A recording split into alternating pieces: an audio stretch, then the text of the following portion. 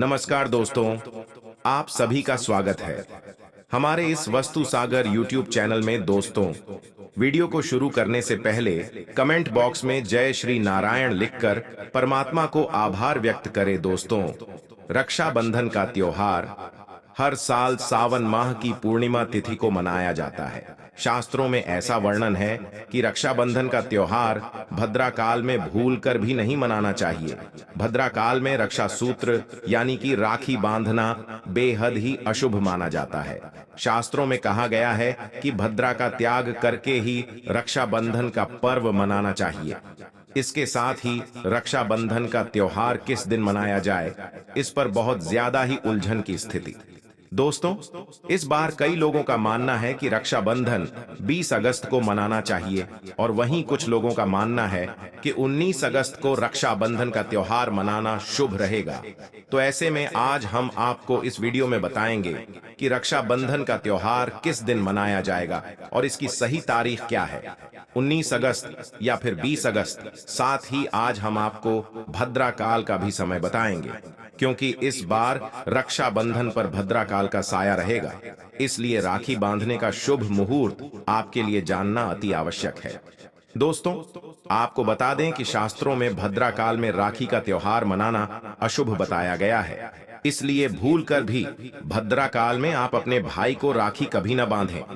इसके पीछे एक पौराणिक कथा भी है। ऐसा कहा जाता है कि लंकापति रावण ने अपनी बहन से भद्रा काल में ही राखी बंधवाई थी और 1 वर्ष के अंदर ही उनका विनाश हो गया था। इसके अलावा भद्रा, जो कि शनिदेव की बहन है, और उन्हें ब्रह्मा जी ने श्राप दिया है कि जो भी भद्रा के समय शुभ या फिर मांगलिक कार्य करेगा, उसका परिणाम हमेशा ही अशुभ होगा। इसीलिए आप गलती से भी भद्रा के समय रक्षाबंधन का त्योहार न मनाएं। दोस्तों, रक्षाबंधन के दिन बहनें अपने भाई की कलाई पर राखी बांधती हैं और उनकी लंबी उम्र की कामना करती हैं। इसीलिए इस दिन भाई व दोनों को स्नान आदि करके और हो सके तो नए वस्त्र पहने, लेकिन याद रहे शुभ अवसर पर काले कपड़े न पहने। वस्त्र पहनने के बाद मिलकर भगवान की पूजा करनी चाहिए। पूजा से पहले आप पूजा की थाली अवश्य लगा लें और उसमें रोली, चंदन, अक्षत, राखी, मिठाई आदि और एक शुद्ध घी का दीपक भी जरूर रख लें। दीपक आप चाहें तो आटे का बना लें या माटी का या पीतल का, जिससे आप अपने भाई की आरती करेंगे। दोस्तों, अब आप इस पूजा की थाली को सबसे पहले भगवान को समर्पित करें और भगवान की कलाई पर पहली राखी बांधें या मंदिर में राखी चढ़ाएं। इसके बाद आप अपने भाई को पूर्व या फिर उत्तर की ओर मुंह करके बैठाएं और बहन का मुख पश्चिम की ओर होना चाहिए। दोस्तों, राखी बांधने के बाद भाई भी अपनी बहनों को रक्षा का वचन दें कि वह तेरी सदा मैं रक्षा करूंगा, मुझे परेशान नहीं करूंगा, तुझे दांतों का नहीं मारूंगा, नहीं तेरी हर से पूरी करूंगा, तेरी हर इच्छा पूरी करूंगा। माँ बाप नहीं है तो माँ बाप की कमी को पूरा करूंगा। पिता बनकर हर इच्छा पूरी करूंगा। माँ बनकर तेरा पालन पोषण करूंगा। जितना मुझसे होगा उससे करूंगा और बहनों को उपहार वगैरह अवश्य भेंट करें। दोस्तों, चलिए अब जानते हैं साल 2024 में रक्षाबंधन का त्योहार कब मनाया जाएगा। दोस्तों, पूर्णिमा तिथि की शुरुआत 19 अगस्त की सुबह 3:04 पर हो रही है और पूर्णिमा तिथि की समाप्ति 19 अगस्त को ही रात में 11:55 हो रही है। ऐसे में उदया तिथि के आधार पर रक्षाबंधन का त्योहार 19 अगस्त यानी सोमवार के दिन ही मनाया जाएगा। इसमें कोई भी कंफ्यूजन नहीं है। रक्षाबंधन 2024 भद्रा का समय इस साल रक्षाबंधन के दिन भद्रा का साया रहेगा। रक्षाबंधन पर भद्रा के प्रारंभ का समय सुबह में 5:53 पर है। उसके बाद वह दोपहर 1:32 तक रहेगा। इस भद्रा का वास पाताल लोक में है। हालांकि कई विद्वानों का मत है कि यदि भद्रा का वासस्थान पाताल या फिर स्वर्ग लोक में है तो वह पृथ्वी पर रहने वाले लोगों के लिए अशुभ नहीं होती है, उसे शुभ माना जाता है।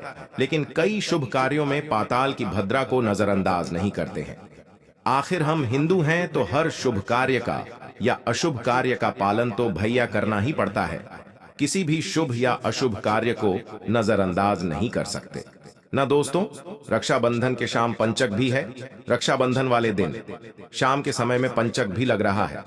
पंचक शाम 7 बजे से शुरू होगा और अगले दिन सुबह 5:53 तक रहेगा। पंचक सोमवार को लग रहा है, जो राज पंचक होगा। इसको शुभ नहीं माना जाता है, यह शुभ होता है दोस्तों। आप जानते हैं सबसे इंपॉर्टेंट बार रक्षाबंधन का शुभ मुहूर्त।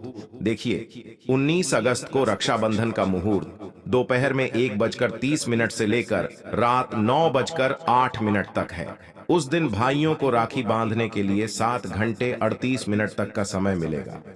दोस्तों, इस बात का ध्यान रहे, भद्रा में राखी बांधने से हमेशा घर परिवार का विनाश होता है। इसीलिए भाई को इस समय कभी राखी ना बांधे, पूरा घर परिवार कंगाल हो सकता है। लंकापति रावण को इसी समय राखी बांधी गई थी, इसीलिए उसके पूरे कुल का विनाश हो गया। इसीलिए समय के अनुसार ही रक्षाबंधन का त्योहार मनाना बहुत ही शुभ और मंगलकारी रहेगा। थोड़ा कठिन जरूर है, लेकिन यह समय आपके भाई और आपके परिवार के लिए शुभ रहने वाला है। दोस्तों, कई लोगों के यहाँ यह परंपरा होती है कि वे लोग सूर्यास्त होने के बाद रक्षाबंधन का त्योहार आदि नहीं मनाते, लेकिन रक्षाबंधन यानी राखी बांधने का मुहूर्त 19 अगस्त को रात 9:08 तक का है। तो इसमें आप सूर्यास्त के समय भी राखी बांध सकते हैं, क्योंकि इस समय शुभ मुहूर्त बढ़ रहा है और हमें मुहूर्त की अति आवश्यकता होती है। फिर मुहूर्त रात में पढ़े या दिन में, मुहूर्त तो आखिर मुहूर्त है। दोस्तों, मुहूर्त पर राखी बांधने से भाई को कई लाख गुना शुभ फलों की प्राप्ति होती है। उसका कभी अमंगल नहीं होता। धन दौलत सब कुछ कमाएगा। राहु दोष, पितृ दोष, नजर दोष, मंगल दोष सब कुछ दूर रहेंगे दोस्तों। और रक्षाबंधन पर भाई को काली राखी नहीं बांधना चाहिए, शुभ नहीं माना जाता। भाई की कलाई पर हमेशा लाल रंग की राखी बांधना बहुत ही शुभ और मंगलकारी माना जाता है दोस्तों। और रक्षाबंधन के पावन अवसर पर उपहार में बहन को चाकू, छुरी आदि कभी नहीं देना चाहिए। इससे जीवन पर नकारात्मकता का गहरा असर पड़ता है। ऐसे में बहन को सफेद कपड़ा भी उपहार में नहीं देना चाहिए, कोई चप्पल आदि भी नहीं देना चाहिए। उपहार में दक्षिणा, सुंदर भेंट अवश्य देना चाहिए। एक प्यारी बहन ने अपने भाई को भाई बनाया, भाई का दर्जा दिया, तो भाई अपनी बहन के लिए इतना तो कर ही सकता है। बड़ा सुकून और सुख मिलता है दोस्तों। धर्मशास्त्रों के अनुसार माना जाता है कि बहन को राखी बांधने के लिए भाई के घर खुद बहन को जाना चाहिए। शास्त्रों के अनुसार, वेद पुराण के अनुसार ऐसा माना जाता है कि जो बहन रक्षाबंधन पर खुद नहीं जाती और भाई आता है बहन के घर, तो बहन को दोष लग जाता है। इसीलिए ऐसी प्रथा है कि रक्षाबंधन पर, खासकर रक्षाबंधन पर, बहन को भाई के घर जाना चाहिए। फिर भाई चाहे कहीं भी हो, बहन को जाना चाहिए। यदि भाई आपके पास नहीं है, विदेश में रहता है, किसी कारणवश आप भाई के पास नहीं जा सकते, तो आप भाई के नाम की रक्षाबंधन की थाली, एक राखी, मिठाई, अक्षत, रोली, चंदन का तिलक, भगवान गणेश को अपना भाई समझकर उनकी कलाई पर है भर राखी स्वयं आपके भाई की कलाई तक पहुंच जाएगी। फिर चाहे आप श्री कृष्ण के बांधे नारायण के हैं, आप जिसके भी भक्त हैं, उनकी कलाई पर बांध है, वह स्वयं राखी चलकर आपके भाई की कलाई तक पहुंचेगी। और ऐसी राखी मन में बांधी गई राखी सच्ची श्रद्धा से बांधी गई राखी स्वयं ईश्वर तुल्य हो जाती है। रक्षाबंधन पर खाने में क्या क्या बनाना चाहिए, आइए जानते हैं।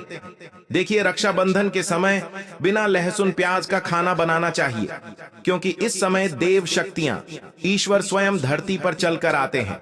वह भी अपने भक्तों से राखी बंधवाने के लिए धरती पर स्वयं पधारते हैं और उन्हें भोग लगाते हैं। ऐसे में जो भाई होते हैं, उनके अंदर साक्षात ईश्वर का उस दिन वास हो जाता है। भगवान भाई के अंदर बसते हैं। इसीलिए लहसुन प्याज, मांस, मदिरा, बीड़ी, सिगरेट, गुटखा आदि इस दिन कभी नहीं खाना चाहिए, कभी नहीं बनाना चाहिए। नहीं तो रक्षाबंधन खंडित हो जाएगा, बहन का व्रत टूट जाएगा। खाने में आप खीर पूड़ी, खीर में आप कलर भी डाल सकते हैं। मीठा हलवा, मीठी सेवियां जरूर बनाएं। कुछ ना कुछ मीठा घर में अवश्य होना चाहिए, क्योंकि साक्षात भाई में भगवान इस दिन बसते हैं और बहन को ढेर सारा आशीर्वाद मिलता है। तो मीठा तो जरूर बनाना चाहिए, कुछ बनाएं या ना बनाएं, पर मीठी सेवियां जरूर बनाना चाहिए और भगवान को भोग लगाना चाहिए। उसके बाद ही रक्षाबंधन का पर्व मनाना चाहिए।